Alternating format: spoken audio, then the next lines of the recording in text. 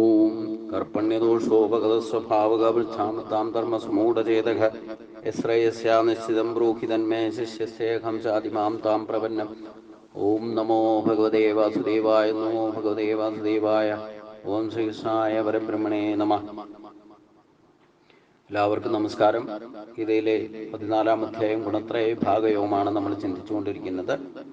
അടുത്ത ശ്ലോകം 21-ാമത്തെ ശ്ലോകം തൊട്ടാണ് നമുക്ക് ചിന്തിക്കേണ്ടത്. ഇത്രയും ഗുണാതീത ഭാവത്തിലേക്ക് എത്തണം എന്ന് ഭഗവാൻ പറഞ്ഞപ്പോൾ, എന്നാലേ യഥാർത്ഥ പരമാത്മാഭാവത്തെ തിരിച്ചറിയാൻ സാധിക്കൂ എന്ന് ഭഗവാൻ പറഞ്ഞത് കേട്ടപ്പോൾ അർജുനൻ ഒരു സംശയം. അർജുന ഉവാച കൈർലിംഗ സ്ത്രീൻ ഗുണാനേതാൻ അതീതോ ഭവതി പ്രഭോ കിം ആചാര കഥം ചെയ്താൻ ത്രീൻ ഗുണാൻ അതിവർത്തതെ. അർജുനൻ ഭഗവാനോട് ചോദിച്ചു, പ്രഭോ, ഈ ത്രിഗുണങ്ങളെ അതിക്രമിച്ചതിന്റെ ലക്ഷണം എന്താണ്? ആചാരം എന്ത്? മാത്രമല്ല, എങ്ങനെയാണ് ഒരാൾ ഈ 3 ഗുണങ്ങളെയും മറികടക്കുക? അപ്പൊ ഈ 3 ഗുണങ്ങളെയും മറികടന്നാൽ മാത്രമേ ഈശ്വരഭാവത്തെ നമുക്ക് തിരിച്ചറിയാൻ സാധിക്കൂ. അഥവാ ഈശ്വര സാക്ഷാത്കാരം അഥവാ പരമാത്മജ്ഞാനം, ബ്രഹ്മജ്ഞാനം, യഥാർത്ഥ ആത്മജ്ഞാനം നേടണമെങ്കിൽ ഗുണാതീതനാകണം. തമസ്സിനെയും ജയിച്ച് രജോ ഗുണത്തെയും ജയിച്ച് സത്വഗുണത്തിൽ നിന്ന് വേണ്ട അറിവ് നേടി ഒരു സമയത്ത് ഈ തിരിച്ചറിവ്, ആത്മാവും അനാത്മാവും തമ്മിലുള്ള വ്യത്യാസത്തെ തിരിച്ചറിയലാണ് ഏറ്റവും വലിയ അറിവ്. ആ അറിവ് നേടുന്ന അവസ്ഥയിൽ തന്നെ സത്വഗുണത്തെയും കൂടെ ജയിക്കണം. 3 ഗുണങ്ങളെയും ജയിക്കുന്ന അവസ്ഥയിലാണ് ഈശ്വര സാക്ഷാത്കാരം അഥവാ ആത്മസമർപ്പണം തന്നെ സാധ്യമാകണമെങ്കിൽ, ആത്മനിവേദനം നടത്തണമെങ്കിൽ ഗുണാതീത ഭാവത്തെ അറിയണം, ഗുണാതീത ഭാവത്തെ അനുഭവത്തിലെത്തിക്കണം. അപ്പോൾ അർജുൻ ചോദിക്കുന്നു, ഈ ത്രിഗുണങ്ങളെ അതിക്രമിച്ചവന്റെ ലക്ഷണം എന്താണ്? അതായത് ഒരാളെ ഗുണാതീതനായിരിക്കുന്ന ഒരാളെ എങ്ങനെ തിരിച്ചറിയാം? സ്ഥിതപ്രജ്ഞ ലക്ഷണത്തിന്റെ ലക്ഷണം ചോദിച്ച പോലെ ആചാരം എന്താണ്? ഇനി ഈ ത്രിഗുണങ്ങളെ ജയിക്കാൻ വേണ്ടിയിട്ട് എന്താണ് ചെയ്യേണ്ടത്? എന്താണ് യഥാർത്ഥത്തിൽ ആചരിക്കേണ്ടത്? മാത്രമല്ല, എങ്ങനെയാണ് ഒരാൾ ഈ 3 ഗുണങ്ങളെയും മറികടക്കുക? ആചാരാനുഷ്ഠാനങ്ങളെ കൊണ്ട് മാത്രം ഗുണാതീതനാകാൻ സാധിക്കോ? സാധ്യമല്ല. അതാണ് ഇതിന്റെ ആചാരം എന്തെന്ന് ചോദിക്കലും. പിന്നെ അതിക്രമിക്കുന്ന 3 ഗുണങ്ങളെയും അതിക്രമിക്കുന്നത് എങ്ങനെയാന്ന് ചോദിക്കുന്നതിൽ ഈ നമ്മൾ ചെയ്തുകൊണ്ടിരിക്കുന്ന കർമ്മങ്ങളിൽ ഒന്നും ഗുണാതീതനാകാൻ സാധ്യമല്ല എന്നർത്ഥം. അതാണ് ആചാരം എന്ത്. അതിനുപരിയായിട്ട് അർജുനൻ ഒരു ചോദ്യം ചോദിക്കുന്നത്, 3 ഗുണങ്ങളെയും മറികടക്കാൻ എന്താണ് ചെയ്യേണ്ടത്? അപ്പൊ കർമ്മബന്ധനം നമുക്ക് ഉണ്ടാക്കുന്നത് ഈ ത്രിഗുണങ്ങളാണ്. അപ്പൊ ഈ ത്രിഗുണങ്ങളെ മറികടന്നാൽ മാത്രമേ ഗുണാതീതനാകാൻ സാധിക്കൂ. അതായത് ഒരു ഘട്ടത്തിൽ നമ്മളെ കർമ്മങ്ങളെ പോലും ഉപേക്ഷിക്കേണ്ടി വരും. അവിടെ മായ ജയിക്കാൻ സാധിക്കും. മായാബന്ധം കൊണ്ട് കർമ്മങ്ങൾ ചെയ്യാനിട വരുന്നത്. അപ്പൊ അതുകൊണ്ട് ഭഗവാൻ അതിനെന്താണ് ഉത്തരം പറയുന്നത് ശ്രദ്ധിച്ചോളൂ. ശ്രീ ഭഗവാൻ വാച പ്രകാശം ച പ്രവൃത്തിം ച മോഹ ഏവച പാണ്ഡവ നദ്വേഷ്ടി സംപ്രവർത്താനി ന നിവർത്താനി കാംക്ഷതി. അർജുന, യാതൊരുവൻ സത്വഗുണകാര്യമായ ജ്ഞാനത്തെയും രജോ ഗുണകാര്യമായ കർമ്മത്തെയും തമോ ഗുണകാര്യമായ മോഹത്തെയും അവബോധത്തിന് വിഷയമായി പ്രകാശിച്ചാലും ദ്വേഷിക്കാതിരിക്കുകയും അവ പ്രകാശിച്ചിട്ട് ഇല്ലാതാകുമ്പോൾ പിന്നെയും പ്രകാശിക്കണമെന്ന് കാക്ഷിക്കാതിരിക്കുകയും ചെയ്യുന്നുവോ അവൻ ഗുണാതീതനാകും. ഈ ലക്ഷണം അന്യന് പ്രത്യക്ഷമാവുകയില്ലെന്നും തനിക്ക് മാത്രം പ്രത്യക്ഷമാകയാൽ ആത്മവിഷയമായി തന്നെ വർത്തിക്കുമെന്നും ശങ്കരാചാര്യരുടെ ഭാഷ്യത്തിൽ വ്യക്തമാക്കി തന്നിട്ടുണ്ട്. അതായത് ഈ ഗുണാതീത ഭാവം അവരവർക്ക് മാത്രം ബോധ്യം വരുന്ന കാര്യം, മറ്റൊരാളെ കാണിച്ചു കൊടുക്കാൻ സാധ്യമല്ല, ഒരു ലക്ഷണ ഫലവും പറയാൻ സാധ്യമല്ല. അതുകൊണ്ടാണ് നമുക്ക് യഥാർത്ഥ ഭക്തരെ ആർക്കും മനസ്സിലാകില്ല എന്ന് പറഞ്ഞതിന്റെ കാര്യം. നമ്മൾ എത്രയൊക്കെ ഭക്തിഭാവത്തിൽ എത്തിക്കിട്ട് എന്തൊക്കെ പറഞ്ഞാലും എന്തൊക്കെ ചെയ്താലും വേണ്ടില്ല, യഥാർത്ഥ ഭക്തനെ മനസ്സിലാക്കണമെങ്കിൽ ഭഗവാന് മാത്രമേ സാധിക്കൂ. ഭഗവാൻ ഈശ്വര സാക്ഷാത്കാരത്തിലൂടെ ഭക്തനും മനസ്സിലാകൂ. ആ ഭക്തനെ ഭഗവാനും മാത്രമേ മനസ്സിലാവൂ, മറ്റൊരാൾക്ക് മനസ്സിലാക്കാൻ പറ്റില്ല. ഒരു ലക്ഷണം കൊണ്ട് ഇന്നയാള് ഭക്തനാണെന്ന് അങ്ങനെ എളുപ്പമൊന്നും ഇല്ലെങ്കിൽ ആ ഒരു ലെവലിലേക്ക് എത്തിയ ഭക്തന് മാത്രമേ വേറൊരു ഭക്തനെ കണ്ട് തിരിച്ചറിയും. സാധാരണക്കാർക്ക് തിരിച്ചറിയാൻ സാധ്യമല്ല എന്നാണ്. ഈശ്വരനെ നമുക്ക് ആർക്കും തിരിച്ചറിയാൻ സാധിക്കുന്നില്ലല്ലോ. യഥാർത്ഥ ഭക്തന് അനുഭവത്തിലൂടെ ചിന്തയിലും വാക്കിലും ഒക്കെ പ്രഭാവം ഉണ്ടാകുമ്പോഴാണ് ആ ഈശ്വരൻ ഉണ്ടെന്നുള്ള ഭാവം ഉറപ്പിക്കണം, ദൃഢത വരുന്ന അപ്പോഴാണ്. ഇല്ലെങ്കിലൊക്കെ നമ്മൾ അന്ധവിശ്വാസികളാ. യഥാർത്ഥത്തിൽ ബോധ്യം വന്നിട്ടൊന്നുമല്ല. ഈശ്വരനെ ഒരിക്കലും ലക്ഷണഫലം കൊണ്ട് ഈശ്വരനെ കാണാൻ സാധിക്കുമോ?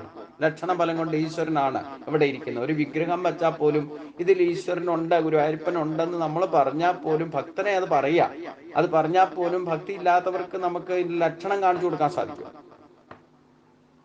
ഒരിക്കലും സാധിക്കില്ല. അതുകൊണ്ടാണ് അർജുനൻ ഇതിനു മുമ്പും പറഞ്ഞ അങ്ങയെ മനസ്സിലാക്കാൻ അങ്ങയ്ക്ക് മാത്രമേ സാധിക്കൂ. എന്നിട്ടും അതേ അർജുനനാണ് ചോദിക്കുന്നത്, അർജുനൻ ഗുണാതീതനായിട്ടില്ല എന്നർത്ഥം. അപ്പൊ അർജുനൻ ഈ ചോദ്യം ചോദിക്കുമ്പോഴും ഇത്രയൊക്കെ ഗീത കേട്ടിട്ടും അർജുനനും ഗുണാതീതനായിട്ടില്ല. അതുകൊണ്ടാണ് ഇതിന്റെ ലക്ഷണമൊക്കെ ചോദിക്കുന്നത്. അപ്പൊ ഭഗവാൻ പറയുന്നു, ഈ ഗുണാതീതനായിരിക്കുന്ന ഒരാളുടെ വ്യക്തിത്വത്തിൽ ഇല്ലെങ്കിൽ അവരുടെ ഒരു വ്യക്തിത്വം പറഞ്ഞ് മനസ്സിലാക്കിക്കൊണ്ട് അത് മറ്റൊരാൾക്ക് ലക്ഷണമായിട്ട് പറഞ്ഞു കൊടുക്കാനോ കാണാനോ സാധ്യമല്ല. പിന്നെ എന്താ ചെയ്യുക? അനുഭവിച്ചറിയാവുന്നേ നിവൃത്തിയുള്ളൂ. ഈ ലക്ഷണം അന്യന് പ്രത്യക്ഷമല്ല. എന്താണ് ലക്ഷണം പറഞ്ഞത്? ജ്ഞാനത്തെയും കർമ്മത്തെയും മോഹത്തെയും വിഷയമായി പ്രകാശിച്ചാലും അതിനെ ഒന്നും ദ്വേഷിക്കാതെയും കാക്ഷിക്കാതെയും ഇരിക്കുന്നതാരോ അവൻ ഗുണാതീതനാകും. അതായത് നമുക്കുണ്ടാകുന്ന ഈ സ്വഭാവത്തിലുണ്ടാകുന്ന വേരിയേഷൻ കൊണ്ട് നമ്മൾ ചെയ്യുന്ന മായയിൽ പെട്ടിട്ട് നല്ലതും ചീത്ത ന്യായമോ അന്യായമായിട്ടുള്ള കർമ്മങ്ങളെ പറ്റി ഒന്നും ദ്വേഷിക്കാതിരിക്കുക. ഒന്നിലും കുറ്റം കണ്ടെത്തുന്ന സ്വഭാവം ഉണ്ടല്ലോ, അത് ആദ്യം ഇല്ലാതെയാക്കുക. അപ്പം ജ്ഞാനമുണ്ടാകണം. സത്വഗുണത്തിൽ നിന്ന് ജ്ഞാനമുണ്ടാകും, രജോ ഗുണത്തിൽ നിന്ന് കർമ്മമുണ്ടാകും, തമോ ഗുണത്തിൽ നിന്ന് മോഹമുണ്ടാകും. ഇതെല്ലാം അവബോധ വിഷയമായിട്ട് എടുക്കണം. എന്നിട്ട് അതിനെ ഒരിക്കലും ദ്വേഷിക്കാൻ പാടില്ല. അതില്ലാതാകുമ്പോൾ ദുഃഖിക്കാനും പാടില്ല, വീണ്ടും ആഗ്രഹിക്കാതിരിക്കുക. ഇങ്ങനെ ഒരു അവസ്ഥയിൽ ഇപ്പൊ സത്വഗുണത്താൽ കുറച്ച് ജ്ഞാനം കിട്ടിയിട്ട് അത് നല്ലതും ചീത്തയൊക്കെ തിരിച്ചറിഞ്ഞ് അതിനെ ഉപയോഗിച്ചുകൊണ്ട് കർമ്മം ചെയ്തു. ആ കർമ്മത്തിൽ ചിലപ്പം കർമ്മത്തിന്റെ ഗതി വ്യത്യാസം കൊണ്ട് ചിലപ്പം അതിന്റെ ഗുണദോഷങ്ങളൊക്കെ ചിലപ്പം അനുഭവിക്കേണ്ടിയും വരും. അപ്പൊ അതിലൊന്നും പരാതിയും കുറ്റവും പറയാതെ വീണ്ടും അത്തരത്തിലുള്ള കർമ്മങ്ങളിലേക്ക് പ്രേരണയുണ്ടാക്കി പുതിയത് ഉണ്ടാക്കാൻ ശ്രമിക്കാതിരിക്കും. അതാണ് കാംക്ഷ കൊണ്ട്. വീണ്ടും വീണ്ടും ആഗ്രഹിക്കുമ്പോൾ എന്താ കുഴപ്പമെന്ന് വെച്ച് കഴിഞ്ഞാൽ വീണ്ടും അത് വെച്ചുകൊണ്ട് കർമ്മങ്ങളെ സൃഷ്ടിക്കാൻ ഇടവരും, പുതിയതൊക്കെ എന്തെങ്കിലും ആരംഭം കുറിക്കാൻ ഇടവരും. അതുകൊണ്ട് കാക്ഷിക്കാതിരിക്കുക എന്ന് പറയുന്നത്. അപ്പം ആ ഗുണാതീത അവസ്ഥയിൽ വർത്തിക്കുന്ന ഒരു മനുഷ്യൻ ഈശ്വര സാക്ഷാത്കാരത്തിന് അപ്പുറത്തേക്ക് മറ്റൊന്നും ആഗ്രഹിക്കില്ല എന്നർത്ഥം. അപ്പം തമോ ഗുണത്തെയും രജോ ഗുണത്തെയും അതിൻ്റെ സത്വഗുണത്തെയും അതിൻ്റെ ഗുണഫലങ്ങളും ഒക്കെ തിരിച്ചറിയുകയും അത് തൻ്റെ തന്നെ കർമ്മത്തിലൂടെ സ്വഭാവത്തിലൂടെ അതിലുള്ള വേരിയേഷൻസ് അനുഭവിച്ചറിയുകയും ചെയ്ത് ഒരു ഘട്ടത്തിൽ ഇതൊന്നും ഈശ്വര സാക്ഷാത്കാരത്തിന് പറ്റിയതല്ല എന്ന് മനസ്സിലാക്കിക്കൊണ്ട് ഈ 3 ഗുണങ്ങളെയും നിർഗുണഭാവത്തിലേക്ക് എത്തിക്കണം. അതാണ് ഗുണാതീത അവസ്ഥ. ഇത് മറ്റൊരാൾക്ക് ലക്ഷണമായിട്ട് പറഞ്ഞു തരാൻ സാധ്യമല്ല. നമുക്ക് തന്നെ ബോധ്യം വരുന്നത് ഞാൻ ഗുണാതീതനാണോ ഇല്ലയോ എന്നുള്ളത് എനിക്ക് മാത്രം അറിയുന്ന കാര്യമാണ്. മറ്റൊരാൾക്ക് പറഞ്ഞു തരാനോ ബോധ്യപ്പെടുത്തി കൊടുക്കാനോ അത് ലക്ഷണമായിട്ട് പറയാനോ സാധ്യമല്ല എന്നാണ് ഭഗവാൻ പറഞ്ഞത്. അത് അവരവർക്ക് ബോധ്യം വരുത്തേണ്ട കാര്യമാണ്. അതുകൊണ്ട് ഉദാസീനം. പിന്നെ അതിനെ നമ്മുടെ അറിവിലേക്ക് നമ്മൾ മനസ്സിലാക്കണമല്ലോ, ഞാൻ ഗുണാതീതനാണോ അല്ലയോ എന്ന്. മറ്റൊരാൾക്ക് കാണിച്ചു കൊടുക്കാനൊന്നും സാധ്യമല്ല എന്ന് ഭഗവാൻ പറഞ്ഞു. അതിനൊരു ലക്ഷണമായിട്ട് എടുക്കാൻ പറ്റില്ല.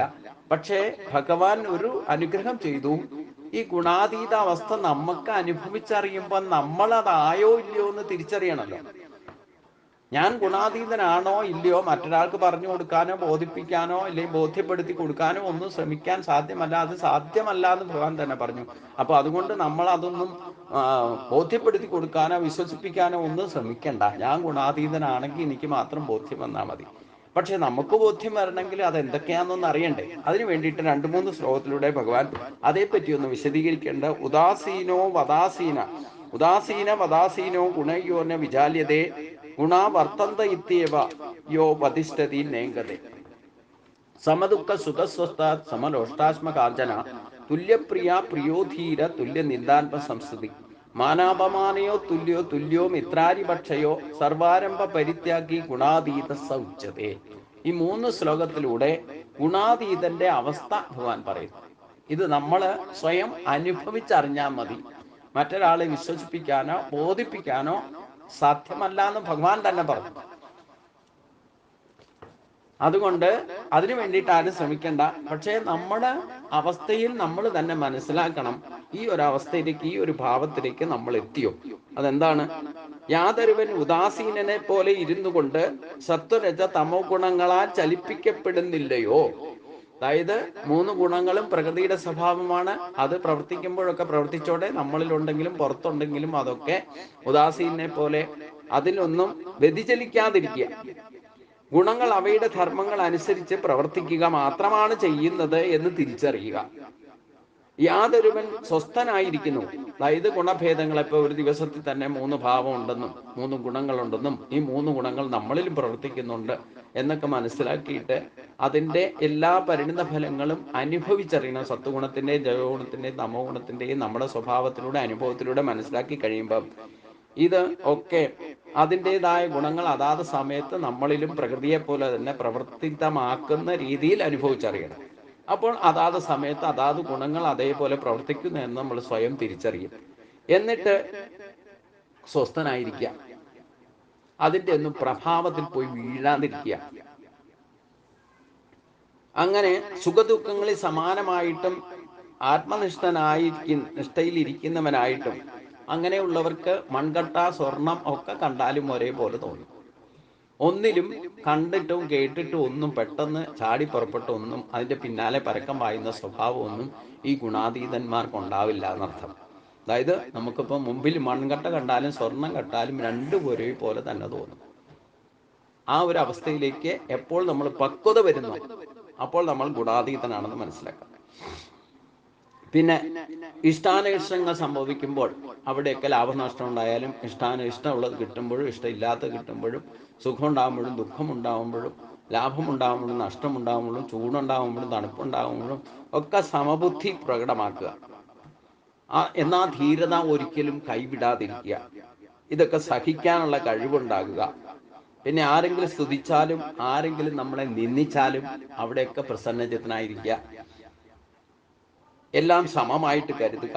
ആരെങ്കിലും നമ്മളെ മാനിച്ചാലും വേണ്ടില്ല, അപമാനിച്ചാലും വേണ്ടില്ല, അതിനെയൊക്കെ തുല്യമായി സ്വീകരിക്കുക. അവിടെയൊന്നും പ്രകോപിതനാകാതിരിക്കുക. വികാരങ്ങൾക്ക് അടിമയാകാതിരിക്കുക. ബന്ധുപക്ഷത്തിലും ശത്രുപക്ഷത്തിലും സമഭാവനയുള്ളവനാകുക. സ്വാർത്ഥ ഉദ്ദേശ്യങ്ങളോടെയുള്ള ഉദ്യമങ്ങളൊന്നും ഉപേക്ഷിച്ചവനായിട്ടിരിക്കുക. അതായത് സ്വാർത്ഥ ഉദ്ദേശത്തോടുള്ള ഉദ്യമങ്ങളെല്ലാം ഉപേക്ഷിച്ചവനായിട്ട് യാതൊരുവൻ വർത്തിക്കുന്നുവോ അവൻ ഗുണാതീതൻ എന്ന് പറയുന്നു. അതായത് 23-ാമത്തെ ശ്ലോകത്തിലെ അധിവിഷ്ടതി ഗുണാതീത ഗുണവർത്തന്ത ഇത്യേവ യോ വധിഷ്ഠതി നേഗതേ എന്ന് പറഞ്ഞ പ്രയോഗത്തിന് അനുതിഷ്ഠതി എന്ന പാഠഭേദമുണ്ട്. മൂക്ഷുക്കളായ സന്യാസി അനുസരിക്കേണ്ട നിയമങ്ങളാണ് ഇവിടെ പറഞ്ഞിരിക്കുന്നത് എന്ന് ശങ്കരാചാര്യർ പ്രത്യേകമായിട്ട് അഭിപ്രായപ്പെടുന്നുണ്ട്. ഗുണാതീതനും സ്ഥിതപ്രജ്ഞനും ഉത്തമ ഭക്തനും ലക്ഷണങ്ങളുടെ സാരാംശത്തിൽ തുല്യത കാണാവുന്നതാണ്. അതായത് സ്ഥിതപ്രജ്ഞ ലക്ഷണങ്ങളെ പറ്റി 2-ാം അധ്യായത്തിൽ പറഞ്ഞു. യാൻ ഇശാ സർവഭൂതാനാം അപൂര്യമാണ ജലസ്പ്രതിഷ്ഠം സമുദ്രമാപക പ്രവസന്തി തത്വകാമായം പ്രവസന്തി സർവേശ ശാന്തിമാപ്നോതി നാകാമകാമി യാൻ ഇശാ സർവഭൂതാനാം.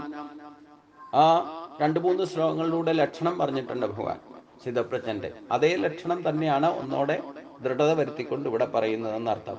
അതായത് സിദ്ധ്യസിദ്ധ്യോ സമോഭൂത്ത സമത്വം യോഗ ഉച്ചതേ എന്ന കർമ്മയോഗത്തിൽ പറഞ്ഞു. യോഗസ്ഥ കുരു കർമാണി സംഘം തെക്വാദനജയ സിദ്ധ്യസിദ്ധ്യോ സമോഭൂത്ത സമത്വം യോഗ ഉച്ചതേ. ഇതേ കാര്യം തന്നെ ഭക്തിയോഗത്തിലും ഭഗവാൻ ഏത് തരത്തിലുള്ള ഭക്തരെയാണ് ഭഗവാൻ ഇഷ്ടം എന്ന് പറയുന്നതിലും ഈ പറയുന്ന സമബുദ്ധിയെ പറ്റിയും സമ അവസ്ഥയെ പറ്റിയൊക്കെ പറയുന്നുണ്ട്. അപ്പൊ ഭക്തന്റെ ലക്ഷണം തന്നെയാണ് ഇവിടെ ഗുണാതീതന്റെ ലക്ഷണം എന്നർത്ഥം. അപ്പം യഥാർത്ഥ ഭക്തിഭാവത്തിലേക്ക് കറകളഞ്ഞ ഒരു ഭക്തന്റെ ആ വിശേഷത എന്താണെന്ന് ഭഗവാന് മാത്രമേ തിരിച്ചറിയാൻ സാധിക്കൂ, അവരവർക്കും മനസ്സിലാക്കാൻ സാധിക്കും. എന്നെ ആരെങ്കിലും സ്തുതിച്ചാലും ഇല്ലേ, എന്നെ ആരെങ്കിലും നിന്ദിച്ചാലും ഞാൻ അവിടെയൊക്കെ പ്രസന്ന ചിത്തനായിട്ട് വികാര വിചാരങ്ങൾക്ക് അടിമയാകാതിരിക്കുക. നമ്മളെ ആരെങ്കിലും മാനിച്ചാലും അപമാനിച്ചാലും ഇനി എന്തൊക്കെ കണ്ടിട്ടും കേട്ടിട്ടും അതിൻ്റെ പിന്നാലെ ഒന്നും പരക്കം പായാതിരിക്കുക. സുഖദുഃഖങ്ങളെ തിരിച്ചറിയുക, അതൊക്കെ സഹിക്കുക. പ്രകൃതിയിൽ ജീവിക്കുമ്പോൾ എത്ര ശ്രേഷ്ഠനായാലും ഈ സുഖദുഃഖങ്ങളൊക്കെ ഉണ്ടാവും. ചൂടും തണുപ്പും ഉണ്ടാവും, ലാഭനഷ്ടങ്ങളുണ്ടാവും, ജയപരാജയങ്ങളുണ്ടാവും, ജനന മരണങ്ങളുണ്ടാവും. ഇങ്ങനെ ദ്വന്ദ്ഭാവത്തെ ഒരേ ഭാവത്തിലേക്ക് കാണാൻ സാധിക്കുക. ഇതൊക്കെ ഗുണാതീതന്റെ ലക്ഷണമാണ്. ഇത് ഭഗവാന് മാത്രമേ തിരിച്ചറിയൂ. അപ്പോഴാണ് ഈശ്വര സാക്ഷാത്കാരത്തിലേക്ക് എത്തുന്ന ഭഗവാനും ഭക്തനും ഒന്നാകുക. ജീവാത്മാ പരമാത്മാ ഐക്യം സംഭവിക്കുമ്പോഴാണ് ഈ ഗുണാതീത ഭാവം നമുക്ക് കൈവരിക എന്ന് മനസ്സിലാക്കുക. അതിന് ഈ ഗുണത്രയങ്ങളെ ജയിക്കാതെ ഒരു കാരണവശാലും ജീവാത്മാ പരമാത്മാ ഭാവത്തിലേക്ക് നമുക്ക് എത്താൻ സാധിക്കില്ല. അതുകൊണ്ട് മാം ചയോ അഭിചാരേണ ഭക്തിയോഗേന സേവതേ സ ഗുണാൻ സമീതയിതാൻ ബ്രഹ്മഭൂയ കൽപ്പതേ. അതായത് ആ ഗുണാതീത ഭാവത്തിലേക്ക് എത്തിയ ആള് ജീവാത്മാ പരമാത്മാ ഐക്യം, അതായത് ആത്മാ ഐക്യത്തിലേക്ക് എത്തും എന്നാണ് ഭഗവാൻ പറയുന്നത്. എന്നെ തന്നെ പരമാത്മാവിനെ അചഞ്ചലവും നിരന്തരവുമായ ഭക്തിയോടെ യാതൊരുവൻ ഉപാസിക്കുന്നുവോ അവൻ സത്വരജ തമോ ഗുണങ്ങളെ, അതായത് ഈ ഗുണങ്ങളെ അതിക്രമിച്ച് ബ്രഹ്മതത്വം പ്രാപിക്കാൻ യോഗ്യനായിത്തീരുന്നു. ഭഗവാനിൽ നിന്ന് അല്പം പോലും വ്യതിചലിക്കാത്ത ഭക്തി കൊണ്ട് ഗുണാതീതനാകാനും മുക്തി നേടാനും കഴിയുമെന്ന് ഇവിടെ സൂചിപ്പിക്കുന്നു. അതായത് നമ്മൾ ഈ ഗുണങ്ങളെയൊക്കെ തിരിച്ചറിഞ്ഞിട്ട് യഥാർത്ഥ ഭക്തിയിലേക്ക് എത്താൻ തന്നെ ഭഗവാൻ പറയുന്നു. ആ യഥാർത്ഥ ഭക്തനായിട്ട് മാറിയാൽ, നമ്മൾ ആഗ്രഹങ്ങൾക്ക് വേണ്ടിയിട്ട് ഇല്ലെങ്കിൽ എന്തെങ്കിലും പ്രത്യേക ഫലം ഉദ്ദേശിച്ചുകൊണ്ട് ഈശ്വരനെ ഭജിക്കാതെ അനന്യ ഭക്തനായിട്ട് മാറുന്ന അനന്യ ചിന്തയന്തോ മാം യേ ജനാ പരിയുപാസതേ തേഷാം നിത്യാഭിയുക്താനാം യോഗക്ഷേമം മഹാമി. ഈ യോഗക്ഷേമമാണ് ഈ ബ്രഹ്മപ്രാപ്തി. ഈ ഗുണാതീതനാകുക എന്ന് പറയുന്നത് നമ്മൾ ബലം പിടിച്ചിട്ട് ഞാൻ ഗുണാതീതനാകാൻ വേണ്ടിയിട്ട് മസിൽ പിടിച്ച് നടക്കുകയൊന്നും വേണ്ട. കാരണം യഥാർത്ഥ ഭക്തിയിലേക്ക് എത്തിക്കഴിഞ്ഞാൽ ഇതൊക്കെ തന്നെ ഗുണാതീത ഭാവത്തിലേക്കൊക്കെ എത്തും എന്നർത്ഥം. അപ്പൊ ഞാനിതൊക്കെ തിരിച്ചറിഞ്ഞിട്ടൊന്നും അല്ല ഈ ഭക്തിഭാവത്തിലേക്ക് വന്നത്. പിന്നെ ഗീത പഠിച്ചപ്പം ഇത് മറ്റുള്ളവർക്ക് പറഞ്ഞു കൊടുക്കാൻ പാകത്തിൽ അത് മനസ്സിലാക്കാനുള്ള കഴിവ് ഈശ്വരന്റെ അനുഗ്രഹം കൊണ്ട് കിട്ടി എന്ന് മാത്രം. അപ്പം ഇതൊക്കെ തന്നെ വന്ന് സംഭവിച്ചതാണ്. ഭക്തിഭാവത്തിലേക്ക് നിരീശ്വരവാദിയൊന്നും അല്ലായിരുന്നു. എന്നാലും 42 വയസ്സിന് ശേഷം കുറച്ച് ഭക്തിഭാവത്തിലേക്ക് വന്നു. ആ ഗുരുവായൂരപ്പന്റെ ഭക്തനായിട്ട് മാറി. ഗീത തന്നെ പഠിക്കാൻ, ഇതൊക്കെ സ്വയം പരിണാമങ്ങൾക്ക് വിധേയമായി സംഭവിച്ചതാണ്. ഞാൻ ഗുണാതീതനാണോ ഇല്ലയോ എന്ന്, ഇല്ലെങ്കിൽ ഇതൊക്കെ മനസ്സിലാക്കിയിട്ട് ഗുണാതീതനാകാൻ വേണ്ടിയിട്ട് മസിൽ പിടിച്ച് അതിനു വേണ്ടിയിട്ട് ശരീരം ഉപയോഗിച്ചുകൊണ്ട് യോഗ സാധനങ്ങൾ ചെയ്തിട്ട് കിട്ടിയതല്ല എന്നർത്ഥം. കറകളഞ്ഞ ഭക്തിയിലേക്ക് എത്തിയപ്പോൾ 14-15 വർഷങ്ങൾക്ക് ശേഷമാണ് ഒരു തന്ത്രി തന്നെ എന്നെ തിരിച്ചറിഞ്ഞത്. അങ്ങ് കറകളഞ്ഞ ഭക്തനാണത്. അത് മറ്റുള്ളവർക്കും പറഞ്ഞു കൊടുക്കുന്നതും മറ്റുള്ളവർ പറഞ്ഞിട്ടും ഞാൻ അറിയാനിടവന്നു. അപ്പം അതുവരെ ശത്രുഭാവത്തിലൊക്കെ ചില സമയത്തൊക്കെ പെരുമാറിയിട്ടുള്ള ആള് കറകളഞ്ഞ ഭക്തനാണെന്ന് പറയണമെന്നുണ്ടെങ്കിൽ ഈ ഭക്തന്റെ യഥാർത്ഥ ലക്ഷണം ഞാനും എന്നെ തിരിച്ചറിയാൻ അദ്ദേഹത്തിനും കുറച്ച് ഭക്തിയിലേക്ക് വന്നപ്പോഴാണ് അദ്ദേഹം മനസ്സിലാക്കി. ഇല്ലെങ്കിൽ അതിനു മുമ്പ് മനസ്സിലാക്കിയിട്ടില്ലായിരുന്നു. ഒരു ഭക്തനെ തിരിച്ചറിയാൻ സാധിക്കും. ഒരു മടിയനെ തിരിച്ചറിയാൻ സാധിക്കും. ഒരു കള്ളനെ തിരിച്ചറിയാൻ സാധിക്കും. ഇതൊക്കെ താതാത്മ്യമുള്ള അനുഭവത്തിൽ നിന്ന് പഠിക്കേണ്ട കാര്യങ്ങളാണ്. നമ്മൾ ഒരു ദുഃഖം അനുഭവിച്ച ആൾക്ക് മാത്രമേ മറ്റൊരാളുടെ ദുഃഖത്തെ അനുഭവിക്കാൻ, അല്ലെങ്കിൽ അത് മനസ്സിലാക്കാൻ സാധിക്കും. സന്തോഷിച്ചിരിക്കുന്ന ആൾക്ക് മാത്രമേ ഒരാൾക്ക് സന്തോഷം കൊടുക്കാൻ സാധിക്കൂ. അപ്പൊ ഈശ്വരനെ ശരിക്കും മനസ്സിലാക്കിയിട്ട് ഭക്തിഭാവത്തിലേക്ക് കറകളഞ്ഞ ഭക്തിയിലേക്ക് എത്തുന്നവർക്ക് ഈ ഗുണാതീത അവസ്ഥയിലേക്കൊക്കെ തന്നെ എത്തുമെന്ന് മനസ്സിലാക്കുക. പിന്നെ എന്തിനാണ് ഇതൊക്കെ പറഞ്ഞത് എന്ന് നിങ്ങൾ ചോദിക്കും. നമുക്ക് ഇൻസ്പിറേഷൻ ഉണ്ടാകണ്ടേ യഥാർത്ഥ ഭക്തിയിലേക്ക് വരണമെങ്കിൽ? നമ്മളില്ലെങ്കിൽ കണ്ടതും കേട്ടും ക്ഷേത്രങ്ങളും നടന്ന് ഈ പ്രകടന ഭക്തി, പ്രത്യക്ഷ ഭക്തിയിൽ വസിക്കുന്നത് കൊണ്ട് ഒരാൾക്കും ഈ ഒരു ഭാവത്തിലേക്ക് എത്താൻ സാധിക്കില്ല. ഈശ്വര സാക്ഷാത്കാരം നേടാൻ സാധിക്കില്ല. ഇതിന്റെ പിന്നാലെയൊക്കെ പരക്കം പാഞ്ഞിട്ട് കിട്ടുന്നതൊക്കെ പ്രത്യക്ഷ ഫലങ്ങളായിരിക്കും.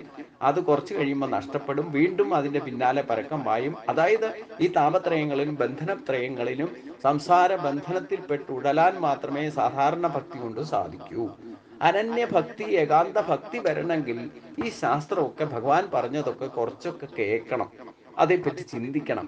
അതനുസരിച്ച് കൊണ്ട് നമ്മൾ പ്രവർത്തിക്കണം.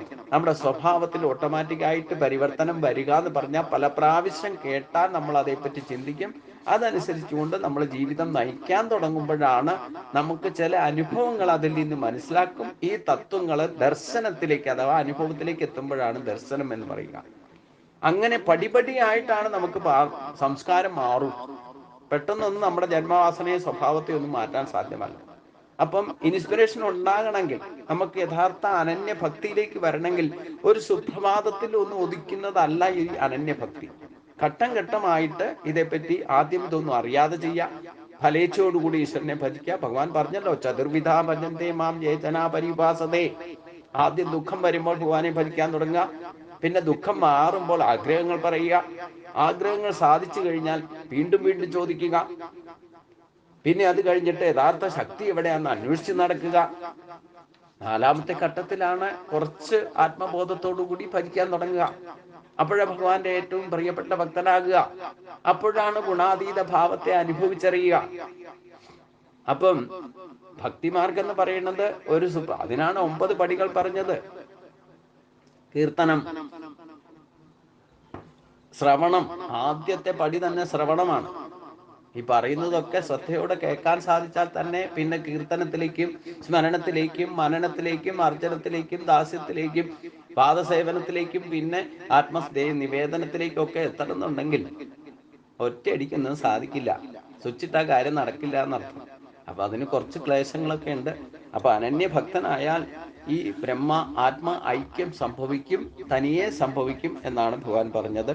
എന്നെ തന്നെ പരമാത്മാവിനെ അചഞ്ചലവും നിരന്തരവുമായ ഭക്തിയോടെ യാതൊരുവൻ ഉപാസിക്കുന്നുവോ അവൻ സത്വരജ തമോ ഗുണങ്ങളെ സത്വരജ തമസ്സുകളെ ആകുന്ന ഈ ഗുണങ്ങളെ അതിക്രമിച്ചിട്ട് ബ്രഹ്മത്വം പ്രാപിക്കാൻ യോഗ്യരായി ഭവിക്കും എന്നാണ് ഭഗവാൻ തന്നെ ഈ അധ്യായത്തിന്റെ അവസാനത്തോട് അടുക്കുമ്പോൾ പറയുന്നത്.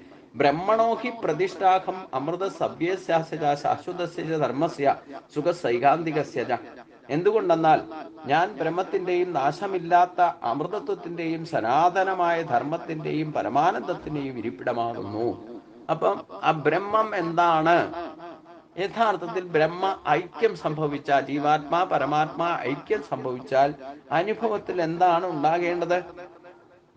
ഭഗവാൻ തന്നെ ബ്രഹ്മത്തിന്റെയും നാശമില്ലാത്ത അമൃതത്വത്തിന്റെയും സനാതനമായ ധർമ്മത്തിന്റെയും പരമാനന്ദത്തിന്റെയും ഇരിപ്പിടമാകുന്നു. അതായത് ധർമ്മക്ഷേത്രം എന്ന് പറഞ്ഞാൽ തന്നെ ധർമ്മം എവിടെ ഇരിക്കുന്നോ അത് പരമാനന്ദത്തിന്റെയും സനാതനമായ ധർമ്മത്തിന്റെയും അമൃതത്വത്തിന്റെയും സ്ഥാനമാണ്. അപ്പൊ നമ്മുടെ ശരീരത്തിൽ ഭഗവാന്റെ അംശമാകുന്ന ആ ധർമ്മത്തിന്റെ സ്ഥാനം ജീവാത്മാവാണ്. അത് നമ്മുടെ ശരീരത്തിലുണ്ട്. അത് ശരീരം എന്ന് പറയുന്ന മൂലപ്രകൃതി എന്ന് പറയുന്ന ഘടകങ്ങളാണ് ഈ 3 ഗുണങ്ങളെ ബന്ധിച്ചു നിർത്തിയിരിക്കുന്നത്. അപ്പൊ ഈ മൂലപ്രകൃതിയാകുന്ന മായയെ അതിക്രമിച്ചാൽ ഭഗവാൻ ഇരിക്കുന്നിടം നമ്മൾ മനസ്സിലാകും. അതാണ് ബ്രഹ്മം. ആ ബ്രഹ്മാനത്തെ മനസ്സിലാക്കിയാൽ ബ്രഹ്മാനന്ദം ശരീരത്തോടു കൂടി തന്നെ ഇരിക്കുമ്പോൾ അനുഭവിച്ചറിയാൻ സാധിക്കും. ആ ശരീരത്തോടു കൂടി ഈശ്വര തത്വത്തെ സാക്ഷാത്കരിക്കുക, അനുഭവിച്ചറിയുക, ചിന്തയിലും വാക്കിലും പ്രവൃത്തിയിലും കൊണ്ടുവന്നാൽ അത് ജീവിതത്തിൽ പകർത്തിയാൽ അനായാസന ജീവിക്കാൻ സാധിക്കും. ജീവിതകാലം മുഴുവൻ ദുഃഖിക്കാതെ നാ ശോചിത് മർക്കസി എന്ന അവസ്ഥയിൽ നമുക്ക് ഈ ഭൗതികതയൊന്നും വിടാതെ തന്നെ വേണ്ടത് വേണ്ട സമയത്ത് ഉപയോഗിച്ചുകൊണ്ട് തന്നെ, പക്ഷെ അതിനോടൊന്നും ബന്ധം ഉണ്ടാക്കി വെക്കരുത്, ബന്ധനമായി മാറരുത്, സമ്പർക്കദോഷമോ സംഘദോഷമോ ഉണ്ടാകാൻ ഇടവരുത്, അതൊന്നും പ്രാരാബ്ധമാകരുത്. അത് എപ്പോഴും ഓർത്തിരിക്കേണ്ട കാര്യമാണ്. നമ്മൾ ഈ കാര്യങ്ങളൊക്കെ മനസ്സിലാക്കിയാലും വേണ്ടില്ല, വീണ്ടും ഈ വിഷയബന്ധങ്ങളിൽ പെട്ട് അതിനോട് അറ്റാച്ച്മെന്റ് കൂട്ടിയാൽ അത് നമുക്ക് വീണ്ടും ജനനത്തിലേക്ക് കാരണത്തിന് ഈ ഐക്യം വിട്ടിട്ട് പിന്നെ ഈശ്വരനോടുള്ള അറ്റാച്ച്മെന്റ് ഉണ്ടാക്കിയിട്ട് ഭൗതിക വിഷയത്തിലേക്ക് പോയി കഴിഞ്ഞാൽ പിന്നെ അതുമായിട്ട് അറ്റാച്ച്മെന്റ്. പക്ഷെ അതിലൊക്കെ നമ്മൾ ഉൾക്കൊണ്ടുകൊണ്ട് ജീവിക്കാൻ സാധിക്കും. ഇപ്പൊ കർത്തമ പ്രജാപതി, ഭാഗവതത്തിൽ പറയുന്ന കർത്തമ പ്രജാപതിയുടെ ഉൽപ്പത്തി സമയത്ത് ഭഗവാൻ തന്നെ പറഞ്ഞു കൊടുത്തു, നിനക്ക് ഇന്ന ദേവഭൂതി ഭാര്യയായിട്ട് വരും, വിവാഹം കഴിക്കണം, അത് വിവാഹം അല്ലെങ്കിൽ ഇന്നയാളുടെ പുത്രിയെ ഇന്നയാൾക്ക് വിവാഹം കഴിച്ചു കൊടുക്കണം എന്നൊക്കെ ആ ദേവഭൂതിയുടെ അച്ഛനും അമ്മമാരോടും ഭഗവാൻ പറഞ്ഞു കൊടുത്തു. കാരണം അന്നത്തെ യുഗത്തിൽ സൃഷ്ടി കർമ്മങ്ങളിൽ ഭഗവാനോടൊപ്പം നിൽക്കേണ്ടവരോട് അതിൻ്റെ ഗതിവിഗതികളെ പറ്റി, ഭാവിയിൽ സംഭവിക്കേണ്ട കാര്യങ്ങളും ആരെ എങ്ങനെയൊക്കെ എന്തൊക്കെ ചെയ്യണം എന്നുള്ളതൊക്കെ നേരത്തെ തന്നെ ഉപദേശം കൊടുക്കുന്നർത്ഥം. പിന്നെ ജനസംഖ്യ കൂടിയപ്പോഴാണ് അതിലൊന്നും അവബോധമില്ലാതെ പോകുന്നവർ എത്ര തലമുറ പിന്നിട്ട് വരുന്ന ആ സംസ്കാരം നഷ്ടപ്പെട്ടു വന്നു. അതാണ് സത്യം. അപ്പോൾ കർത്തമ പ്രജാപതിയോട് തന്നെ ഭഗവാൻ നേരത്തെ പറഞ്ഞിരുന്നു, ഇന്നയാളെ വിവാഹം കഴിക്കണം. അപ്പം ഈ ഭൗതിക ബന്ധമൊക്കെ വിട്ടിട്ട് ഭഗവാന്റെ തന്നെ നേരിട്ടുള്ള അവതാരമായിരുന്നു, ഇല്ലെങ്കിൽ ജന്മമായിരുന്നു കർത്തമ പ്രജാപതിയുടെ. അപ്പോൾ അദ്ദേഹം ഭൗതിക വിഷയങ്ങളിലൊന്നും വലിയ താല്പര്യമില്ലാതെ ഈശ്വരോപാസനയിൽ ശ്രദ്ധിച്ചിരുന്നതാണ്. സത്യയുഗമായിരുന്നു കൊണ്ട് ആ സത്യയുഗത്തിൽ ജനിക്കുന്നവർക്കെല്ലാം 100% ധർമ്മബോധത്തോടെ അവർ ജീവിക്കുക. അവർ ഈശ്വരനെ തന്നെ ഭജിക്കുന്നവരായിരിക്കും. ഭൗതിക വിഷയങ്ങളൊന്നും വലിയ താല്പര്യമൊന്നുമില്ല. അപ്പം എന്നിട്ട് ഈ ദേവഹൂതിയുടെ പിതാവും മാതാവും കൂടെ നേരിട്ട് ചെന്നിട്ട് തൻ്റെ മകളെ കർത്തമ പ്രജാപതിയോട് വിവാഹം കഴിക്കണം എന്ന് ആവശ്യപ്പെട്ടു. അപ്പോൾ കർത്തമ പ്രജാപതിക്കും ഓർമ്മ വന്നു, ഭഗവാൻ എന്നോട് പറഞ്ഞിട്ടുണ്ടല്ലോ ഇങ്ങനെ ഒരു പുത്രിയെ വിവാഹം കഴിക്കണമെന്ന്. ഏതായാലും ഭഗവാന്റെ നിശ്ചയം അനുസരിച്ചുകൊണ്ട് വിവാഹം നടന്നു. വിവാഹം നടന്നിട്ടും ഇദ്ദേഹം ഗൃഹസ്ഥാശ്രമത്തിലേക്ക് വലിയ താല്പര്യമൊന്നും കാണിക്കാതെ ഈ ആത്മീയ കാര്യങ്ങളിൽ തന്നെ ശ്രദ്ധിച്ച് ജപത്തിലും തപത്തിലും ഒക്കെ ശ്രദ്ധിച്ചിരുന്ന വാനപ്രസ്ഥ അവസ്ഥയിൽ തന്നെ ജീവിച്ചു. എന്നാലും ഗൃഹസ്ഥാശ്രമത്തിലേക്ക് വരാനൊരു കാരണം, ഇതെല്ലാം മനസ്സിലാക്കിക്കൊണ്ട് തന്നെ നേരിട്ട് ഭഗവാന്റെ അനുഗ്രഹം കൊണ്ട് ജന്മം കിട്ടിയിരിക്കുന്ന ആ സ്ത്രീ ആയിരുന്നുകൊണ്ട് ദേവഹൂതി ഭർത്താവിന്റെ ശുശ്രൂഷയിൽ എങ്ങനെ, ഇന്നത്തെ കാലത്താണെങ്കിൽ അതൊന്നും ആരും സമ്മതിക്കില്ല. അപ്പം ദേവഹൂതി ഈ ഭർത്താവ് എന്താണോ ഇച്ഛിച്ചത് അതനുസരിച്ചുള്ള ശുശ്രൂഷ ചെയ്തുകൊണ്ട് ആശ്രമത്തിൽ തന്നെ കഴിച്ചു കൂട്ടി. കുറെ കാലം കഴിഞ്ഞപ്പോൾ, ഇങ്ങനെ ഒരു 100 വർഷത്തോളം, അന്നുള്ളവർക്ക് ആയുസ്സും കൂടുതലുണ്ട്. അപ്പൊ കർത്തമ പ്രജാതി കുറെ ദിവസങ്ങൾ ഇങ്ങനെ ഈ ഭാര്യയുടെ പ്രവർത്തനങ്ങളെ തന്നെ പറ്റിയുള്ള യാതൊരു ചിന്തയോ പരാതിയും കുറ്റവും പറയാതെ എന്നെ ശുശ്രൂഷിച്ചുകൊണ്ട് നിസ്വാർത്ഥമായ സേവനം ചെയ്തുകൊണ്ടിരിക്കുന്ന ആ ഭാര്യയിൽ താല്പര്യമുണ്ടാവുകയും എന്താണോ ഭാര്യയുടെ ഇച്ഛ അതൊക്കെ സാധിച്ച് ഇഷ്ടങ്ങളൊക്കെ സാധിച്ചു കൊടുക്കാൻ തീരുമാനിക്കുകയും അതുകൊണ്ട് ഗൃഹസ്ഥാശ്രമത്തിൽ പ്രവേശിച്ചുകൊണ്ട് ഭാര്യയുടെ ഇഷ്ടത്തിനനുസരിച്ചുകൊണ്ട് തൻ്റെ ശരീരത്തെ പോലും ഉപയോഗിക്കുന്ന ഒരവസ്ഥയിലേക്ക്, തൻ്റെ ഇഷ്ടം മറ്റുള്ളവരുടെ ഇഷ്ടത്തിന് തൻ്റെ ഇഷ്ടത്തെ ത്യജിച്ചു കൊടുക്കുക എന്ന് പറയുന്ന ഒരവസ്ഥയിലേക്ക് കർത്തമ പ്രജാപതി മാറി. അങ്ങനെ ഭാര്യയുടെ ഇഷ്ടത്തിനനുസരിച്ചുകൊണ്ട് ഗൃഹസ്ഥാശ്രമ ധർമ്മം നിർവഹിച്ച് 9 പുത്രിമാരുണ്ടായി. അത് കഴിഞ്ഞിട്ട് ഇനിയിപ്പം ഗൃഹസ്ഥാശ്രമമൊക്കെ വിടാം എന്ന് വിചാരിച്ചുകൊണ്ട് തിരിച്ച് വാനപ്രസ്ഥത്തിലേക്ക് പ്രവേശിക്കാൻ പോയപ്പോൾ ഭാര്യയെ പറഞ്ഞു, ഒരാഗ്രഹവും കൂടെ ഉണ്ട്. അതും ഭഗവാൻ നേരത്തെ പറഞ്ഞിട്ടുണ്ട്, 9 പുത്രിമാരുണ്ടെന്നും അവരെ ആരൊക്കെയാണ് വിവാഹം കഴിച്ചു കൊടുക്കേണ്ടതെന്നും നിനക്കൊരു പുത്രനുണ്ടാകും, അത് ഞാൻ തന്നെ ആയിരിക്കും പുത്രനായിട്ട് ജനിക്കുക എന്നൊക്കെ മുൻകൂട്ടി പറഞ്ഞു കൊടുത്തു. അത് ഒക്കെ മനസ്സിലുണ്ടെങ്കിലും ഈ 9 പുത്രിമാരുണ്ടായി കുറെ കാലം ഗൃഹസ്ഥാശ്രമ സംബന്ധം നിർവഹിച്ചു. ഇനി ഇതൊക്കെ വിട്ടിട്ട് പോകണമെന്ന് വിചാരിച്ചുകൊണ്ട് കർത്തമ പ്രജാപതി തപസ്സിനായിക്കൊണ്ട് പോകാൻ തുടങ്ങിയപ്പോൾ ദേവഹൂതി പറഞ്ഞു, ഈ 9 പുത്രിമാരുണ്ടായി എനിക്ക് സന്തോഷമായി, പക്ഷെ ഒരു പുത്രനെ കൂടെ വേണമെന്ന് ആവശ്യപ്പെട്ടു. അപ്പോഴാണ് ഓർമ്മ വന്നത്, ഒരു പുത്രനും കൂടെ ഉണ്ടാകും എന്ന് പറഞ്ഞിട്ടുണ്ടല്ലോ. അപ്പോൾ വാനപ്രസ്ഥം ചിന്ത വിട്ടിട്ട് വീണ്ടും ഗൃഹസ്ഥാശ്രമത്തിൽ പ്രവേശിച്ച ഒരു പുത്രനുണ്ടായി. ആ പുത്രനാണ് ഭഗവാന്റെ അവതാരമായ കപിലോ ആയിട്ട് മാറിയത്. ആ ശ്രേഷ്ഠമായ സാഖ്യയോഗം പറഞ്ഞു തന്ന കപിലോ അവതാരത്തെ പറ്റിയൊക്കെ ഭാഗവതത്തെ വിശദീകരിച്ച് പറയുന്നത്. ഞാനിത് പറഞ്ഞ എന്താണെന്ന് ചോദിച്ചു കഴിഞ്ഞാൽ, നമ്മൾ സാത്വികരായിട്ട് മാറിയാലും വേണ്ട ഗുണങ്ങളെ വേണ്ട സമയത്ത് വേണ്ടതുപോലെ ഉപയോഗിച്ചാൽ അവിടെ വാനപ്രസ്ഥത്തിൽ ഇല്ലെങ്കിൽ ബ്രഹ്മചര്യം കഴിഞ്ഞ ഗൃഹസ്ഥാശ്രമിയായ ഗൃഹസ്ഥാശ്രമത്തിൽ നിന്ന് വാനപ്രസ്ഥത്തിലേക്ക് പോയി, വാനപ്രസ്ഥത്തിൽ നിന്ന് ചിലപ്പോൾ സന്യാസത്തിലേക്ക് പോയി, പക്ഷേ അവരവരുടെ കർത്തവ്യങ്ങൾ പൂർത്തിയാക്കാതെ പോയാൽ ചിലപ്പോൾ ഇതിൽ നിന്നൊക്കെ തിരിച്ചു വരേണ്ടി വരും. അതാണ് ഇവിടെ പറഞ്ഞതിന്റെ കാര്യം. അതൊക്കെ ഈ ഗുണങ്ങളെ പ്രഭാവം കൊണ്ട് അതൊക്കെ സംഭവിക്കാം. പക്ഷേ വേണ്ട ഗുണങ്ങൾ വേണ്ട സമയത്ത് വേണ്ടതുപോലെ പ്രവർത്തിപ്പിക്കാനും അത് ഉപയോഗിക്കാനും സാധിക്കുന്ന, അപ്പൊ കർത്തമ പ്രജാപതി ഈശ്വര സാക്ഷാത്കാരത്തിന് വേണ്ടിയിട്ട് ശ്രേഷ്ഠത വന്ന ആളാണ് എങ്കിൽ തന്നെയും ഗൃഹസ്ഥാശ്രമത്തിൽ ചെയ്യേണ്ട കാര്യങ്ങളൊക്കെ കൃത്യമായിട്ട് ചെയ്തിരുന്നു. അത് വിട്ടിട്ട് പോണെന്ന് വിചാരിച്ചിട്ടും കർമ്മങ്ങൾ ബാക്കിയുണ്ടെന്ന് മനസ്സിലാക്കിക്കൊണ്ട് അത് നിമിത്തമായിക്കൊണ്ട് ഭഗവാൻ പറഞ്ഞ കാര്യങ്ങളും ഓർമ്മ വെച്ച് അതിനുള്ള നിമിത്തമുണ്ടായപ്പോൾ അതൊക്കെ പൂർത്തീകരിച്ച്, അപ്പം ഭാര്യ പറഞ്ഞതും ഈ 9 കുട്ടികളുടെ വിവാഹം നടത്തി കൊടുക്കണം, ഒരു പുത്രൻ എനിക്കുണ്ടാകണം എന്നുള്ള ആഗ്രഹം പറഞ്ഞപ്പോൾ അതെല്ലാം പൂർത്തീകരിക്കാൻ വേണ്ടിയിട്ട് വീണ്ടും ആ ഗൃഹസ്ഥാശ്രമത്തിൽ പ്രവേശിച്ചു. വീണ്ടും അത് പൂർത്തീകരിച്ച് കർത്തവ്യ കർമ്മങ്ങളെ ബാക്കി കൂടെ ഉണ്ടായിരുന്നത് നമുക്ക് ആരെങ്കിലും ഓർപ്പിച്ചു തരണം. അത് ഭാര്യയോ മറ്റു നിമിത്തങ്ങളെ കൊണ്ട് എന്തെങ്കിലും ബാക്കി ഉണ്ടെങ്കിൽ തന്നെ അത് പൂർത്തീകരിക്കാതെ പോയാൽ അവിടെ ബ്രഹ്മപ്രാപ്തിയിലേക്ക് എത്താൻ സാധിക്കില്ല എന്നർത്ഥം. അവിടെയൊക്കെ പ്രവർത്തിക്കുന്നത് ഈ സത്വരജ തമോ ഗുണങ്ങളുടെ പ്രഭാവം തന്നെയാണ്. പക്ഷേ കർത്തമ പ്രജാപതി ഗുണാതീത ഭാവത്തിൽ വർത്തിച്ചുകൊണ്ട് തന്നെ ഇതിന്റെ ഗുണദോഷങ്ങളെയും, ഇല്ലെങ്കിൽ അത് ചെയ്യേണ്ട കാര്യങ്ങൾ ചെയ്യേണ്ട സമയത്ത് ചെയ്തിട്ട് പൂർത്തീകരിച്ചിട്ട് സർവധർമാൻ പരിത്യജ എന്ന ഭാവത്തെ സ്വീകരിച്ചുകൊണ്ട് മോക്ഷത്തിലേക്ക് എത്തിയ ഒരു കഥാപാത്രമാണ് ഭാഗവതത്തിലെ കർത്തമ പ്രജാപതി. ആ കപിലോപദേശത്തിനും നമുക്ക് ശ്രദ്ധിച്ചാൽ അമ്മയ്ക്ക് ഉപദേശം കൊടുക്കുന്നതും ഭഗവാന്റെ തന്നെ അവതാരമായിരിക്കുന്നു. അപ്പൊ ഈ കഥകൾ ഏതൊക്കെ പഠിച്ചാലും ഈ ഗുണാതീത ഭാവത്തിൽ കറകളഞ്ഞ ഭക്തനാകാൻ വേണ്ടിയിട്ട് എന്ത് ചെയ്യണം എന്നുള്ള ആചാരാനുഷ്ഠാനങ്ങളും ഇല്ലെങ്കിൽ അതിനുള്ള ഗതിവിഗതികളും നമ്മൾ ഈ കഥാപാത്രങ്ങളിൽ നിന്നോ ഇല്ലെങ്കിൽ ഭാഗവതത്തിൽ പറയുന്ന കഥകളിൽ നിന്നോ ശാസ്ത്രങ്ങളിൽ നിന്നോ മനസ്സിലാക്കിയിട്ട് വേണം നമ്മുടെ ആചാരാനുഷ്ഠാനങ്ങളെ ചിട്ടപ്പെടുത്താനും ഗുണാതീത ഭാവത്തിലേക്ക് എത്താനും എന്നർത്ഥം. അപ്പം ഈ ഒന്നും ചെയ്യണ്ടാത്ത ഒരവസ്ഥയിലാണ് ഗുണാതീതന്റെ ഭാവത്തിൽ എത്തുമ്പോഴാണ് ബ്രഹ്മപ്രാപ്തി സാധ്യമാകൂ, അഥവാ ആത്മസാക്ഷാത്കാരം സാധ്യമാകും. ഒരു തരത്തിലും, അതായത് സാത്വികമായിട്ടോ ഇല്ലെങ്കിൽ ഭൗതികമായിക്കോട്ടെ ആത്മീയമായിക്കോട്ടെ, നമ്മൾ ചെയ്യാനുള്ള കർത്തവ്യ കർമ്മങ്ങൾ പൂർത്തീകരിക്കാതെ പോയാൽ അതേ കാരണങ്ങളെ കൊണ്ട് തന്നെ വീണ്ടും അതേ കുലത്തിൽ അതേ സ്ഥാനത്ത് വന്ന് ജനിക്കേണ്ടതായിട്ട് വരും എന്നതിൽ യാതൊരു സംശയവുമില്ല. അങ്ങനെ ചില കർമ്മങ്ങൾ ബാക്കി വെച്ചത് കൊണ്ടതാണ് ഞാനും യോഗീശ്വര പദവിയിലെത്തിയത്, തിരിച്ചു വരേണ്ടി വന്നത് എന്ന സത്യത്തെ കൂടെ ഇതിൽ നിന്ന് മനസ്സിലാക്കുക.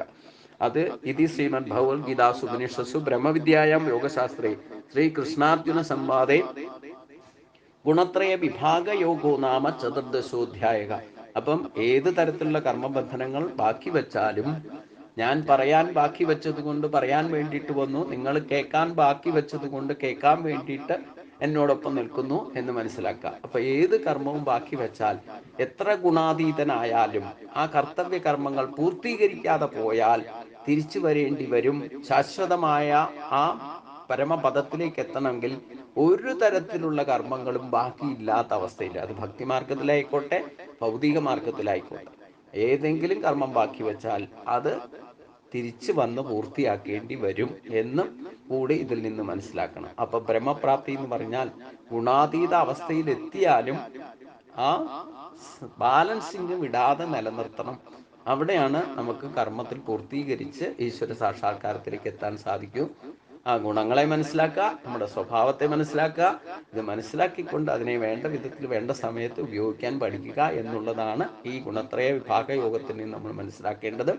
ഈശ്വര സാക്ഷാത്കാരത്തിലെത്താൻ ഗുരുവായൂരപ്പന്റെ അനുഗ്രഹം കൊണ്ട് നമുക്ക് അനന്യഭക്തി കൊണ്ട് സാധിക്കുമെന്ന് ഭഗവാൻ പറഞ്ഞു.